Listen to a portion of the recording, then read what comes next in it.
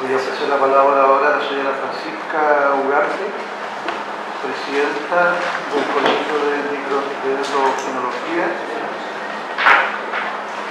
del colegio. Tiene la palabra la señora Francisca.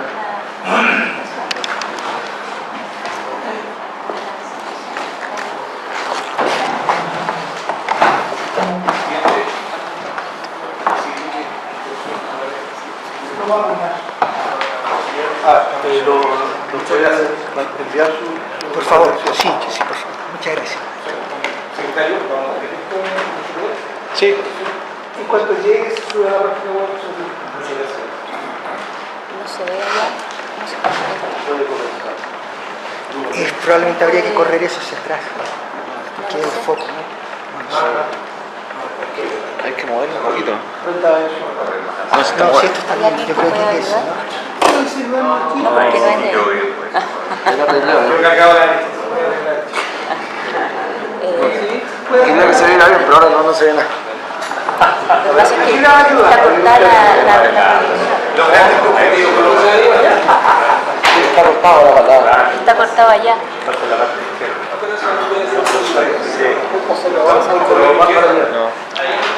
Ahí sí. Cortado Estaba corriendo la base al trailer.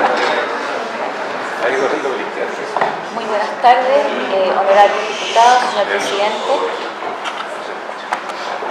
¿Ahí se escucha? Bien, en primer lugar agradecer la oportunidad de exponer en esta comisión respecto al proyecto de ley que reconoce y da protección al derecho a la identidad de género, mirado desde el punto de vista médico. Para quienes no me conocen, porque no tienen por qué conocerme, yo soy médico cirujano, pediatra y endocrinóloga infantil. Trabajé 25 años como jefe de la unidad de endocrinología del Hospital Ezequiel González Cortés, Servicio de Salud Metropolitano Sur.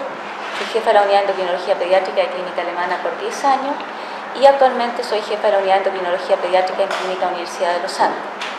He cumplido varios roles como académico y pertenezco a varias sociedades científicas relacionadas con la endocrinología, la Endocrine Society, la Sociedad Latinoamericana de Endocrinología Pediátrica, la Sociedad Chilena de Pediatría y la Sociedad Chilena de Endocrinología, donde he sido directora. En primer lugar, quisiera hacer ver que existe una diferencia sustancial respecto de la definición de identidad de género que utiliza el proyecto de ley con la que se utiliza en el ámbito médico. El proyecto de ley separa la identidad de género del contexto global del desarrollo psicosexual y lo refiere como un sentimiento aislado. Desde el punto de vista médico, se considera la identidad de género dentro del proceso global del desarrollo psicosexual, en el que participan aspectos que son inseparables, aspectos biológicos que tienen que ver con temas cromosómicos, genéticos, hormonal, anatómico y que afectan la vida tanto prenatal como postnatal. Además de esto, tenemos, ¿no es cierto?, todos los factores psicológicos, sociales y culturales que no pueden separarse en lo que es este proceso madurativo. De tal manera que desde el punto de vista médico, este es un proceso madurativo que se desarrolla desde la niñez y se consolida al término de la adolescencia. Este es un gráfico habitual que se utiliza cuando uno quiere explicar lo que es la secuencia del desarrollo psicosexual, en la cual ustedes pueden ver que el sexo cromosómico, el sexo gonadal, es decir, la presencia de testículos u ovarios, y el sexo fenotípico, es decir, las características de los genitales externos al momento de nacer, que definen al nacimiento el sexo biológico que se asigna. Por otra parte, en la vida postnatal, las personas van adquiriendo un rol social, viene una identificación con un sexo, lo que se llama también identidad de género, y posteriormente, durante la pubertad, aparecen los caracteres sexuales secundarios y la atracción sexual que en conjunto con todos los otros elementos va a consolidarse en una identidad sexual de la persona. La disforia de género, que está clasificada dentro del DSM-5 como una patología, dice que corresponde al disconfort que una persona manifiesta respecto de su sexo biológico y tiene que estar, por tanto, asociado a un deterioro en el ámbito social, ocupacional u otras áreas importantes del funcionamiento.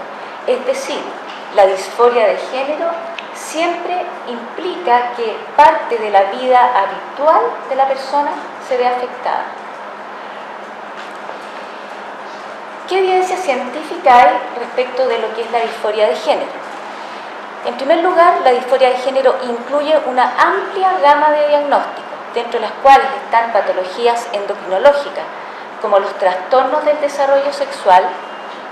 Esto se refiere a aquellos niños que durante la vida prenatal, entre la 8ª y 12ª semana de gestación, por distintas circunstancias, ya sea por problemas enzimáticos, hormonales o de otra naturaleza, tienen alteración de sus genitales al momento de nacer, alteraciones hormonales, alteraciones cromosómicas y genéticas.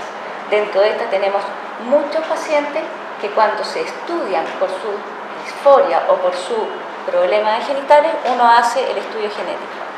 Tenemos también enfermedades psiquiátricas que se pueden manifestar como disforia de género. Por ejemplo, la presencia de psicosis. Un paciente esquizofrénico, así como puede en algún momento pensar que es un pájaro y tirarse de un 10º piso porque piensa que puede volar, puede también tener un brote psicótico en el cual se comprometa su identidad de género. Los trastornos obsesivos compulsivos, la bipolaridad, el espectro autista, dentro de otras patologías psiquiátricas que se pueden manifestar como una disforia de género. También están las alteraciones sociales. Se sabe que la disfunción familiar, el abuso sexual, psicológico y la violencia intrafamiliar, así como motivaciones culturales, pueden también manifestarse como una disforia de género. Los transgéneros, que antiguamente el CIE-10 los clasificaba como transexual, tienen una identificación ya sea transitoria o persistente con un género diferente al género de nacimiento o el asignado. Los transgéneros no tienen las patologías antes mencionadas. Sin embargo, la disforia de género abarca a aquellos que pueden tener las patologías como a aquellos que son verdaderamente transgénero y no van a tener esta patología. ¿Cuál es la incidencia de este problema? La incidencia, de acuerdo a la literatura internacional, es que la disforia de género afecta a entre 1 en 45.000 y a 1 en 200.000 personas. En Chile no hay datos oficiales. Sin embargo, el Servicio de Salud Metropolitano Sur, cuya población asignada de niños menores de 15 años de 360.000 menores, en los últimos 25 años tuvimos una incidencia de menos de 1 por 300.000, es decir, 0,00033%. En los niños y adolescentes con disforia de género, la evolución puede ser hacia la identificación o no con su sexo biológico. De hecho, todas las publicaciones refieren que entre 85 y 95% de los niños y adolescentes que presentaron disforia de género remiten al llegar a la pubertad. Existe una alta tasa de remisión.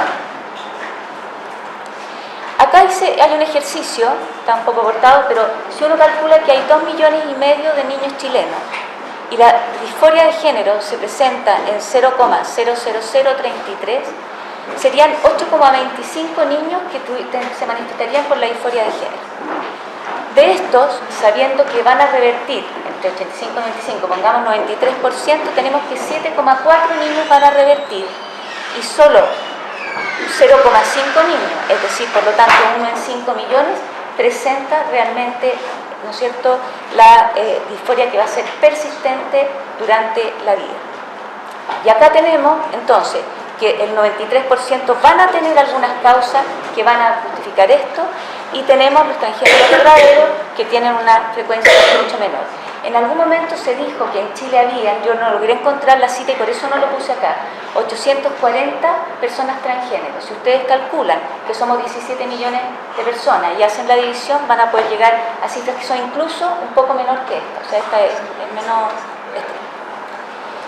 ¿Qué evidencia científica tenemos publicada respecto del manejo de estos pacientes? Los tratamientos hormonales de supresión de pubertad se han utilizado en adolescentes, pero no hay evidencia cierta de los beneficios en que esto reporta en cuanto a calidad de vida, desaparición de la disforia de género. Los tratamientos hormonales cruzados son de por vida y conllevan algunos riesgos propios de la terapia, ya sea la terapia con testosterona o bien la terapia con estrógeno. Se sabe que en estos pacientes hay una mayor presencia de cáncer de mama, mayor cantidad de enfermedades cardiovasculares. Por otra parte, las cirugías de reasignación de sexo, que son definitivas e irreversibles, y que los pacientes que han sido sometidos a estas cirugías de reasignación presentan mayor frecuencia de problemas de salud mental, 5 veces más intentos de suicidio y 19 veces más riesgo de morir por suicidio. Y esto no asociado al distrés por ejemplo, o el bullying o el maltrato, sino que a pesar de que estos pacientes reciben la terapia hormonal correspondiente, hacen la reasignación de género, la patología psiquiátrica persiste, porque persiste una disconfort con su situación global. La mayoría de las legislaciones internacionales exigen la evaluación médica multidisciplinaria y especializada, y la mayoría de edad para elevar una solicitud de cambio de sexo. ¿Qué hay con la disforia de género en niños y adolescentes? El derecho superior del niño y adolescente nos obliga a cada uno como le corresponda, como padre, como médico, como legisladores, como Estado y como sociedad en general, a resguardar el derecho de cada niño a vivir su proceso de maduración psicosexual. Eso implica respetar en su integridad a los que no tienen conflicto con su género, que son el 99,9%, a los que teniendo conflicto en la niñez, este 0,003%, van a remitir, es decir, el 93%, y a los que persisten con su disforia de género, que viene haciendo las estadísticas que yo les mostré en antes.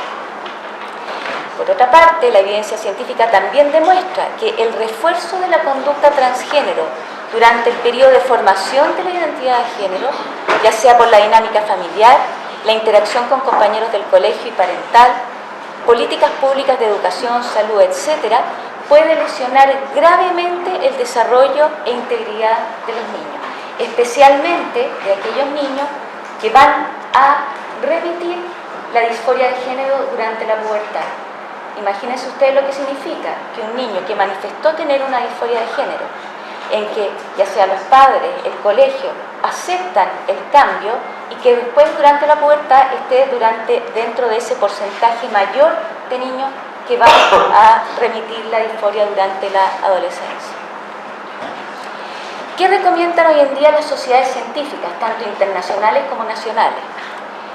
En primer lugar, una evaluación por un equipo multidisciplinario para descartar diagnósticos psiquiátricos, endocrinológicos, genéticos y sociales.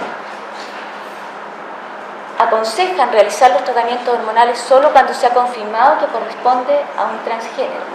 De hecho, si existe la disforia de género, pero hay patología psiquiátrica, problemas de disfunción familiar o de otra naturaleza, debe tratarse primero la patología psiquiátrica antes de que el paciente esté en condiciones de poder definir su identidad de género.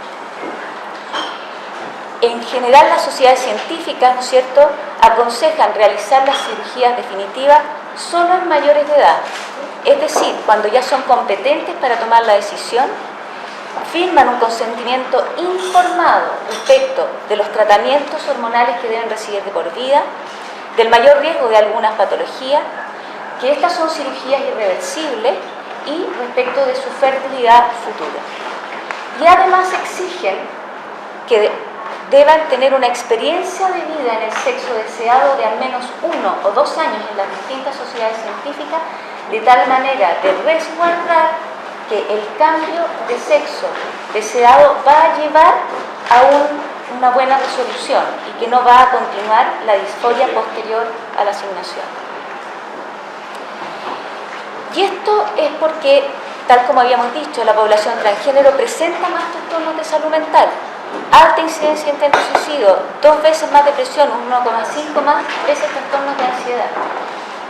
Los adultos sometidos a cirugías de reasignación de sexo siguen experimentando con mayor frecuencia problemas de salud mental. No quiere decir que todos, pero sí que hay una mayor incidencia. El proyecto de ley que estamos analizando y con las últimas indicaciones incorporadas por el Ejecutivo no permite asegurar a quienes teniendo una disforia de género tienen enfermedades que deben ser diagnosticadas y tratadas oportunamente, sean adultos o niños. No resguarda el bien superior de los niños, ya que no protege a todos los niños, no protege a los que no tienen disforia, a los que teniendo disforia van a remitir espontáneamente y a los que persistan sí les da la protección.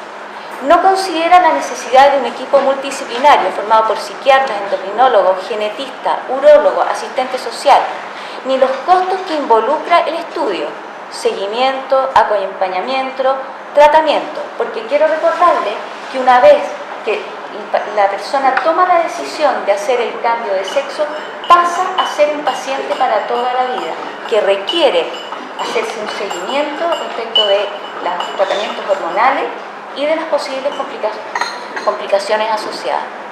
Por otra parte, no considera que para tomar la decisión de cambio de sexo, la competencia cognitiva, el consentimiento informado, la capacidad de dimensionar las consecuencias de la decisión, es decir, no ha considerado al incorporar nuevamente a los niños y adolescentes que para tomar una decisión de esta magnitud se requiere la mayoría de edad.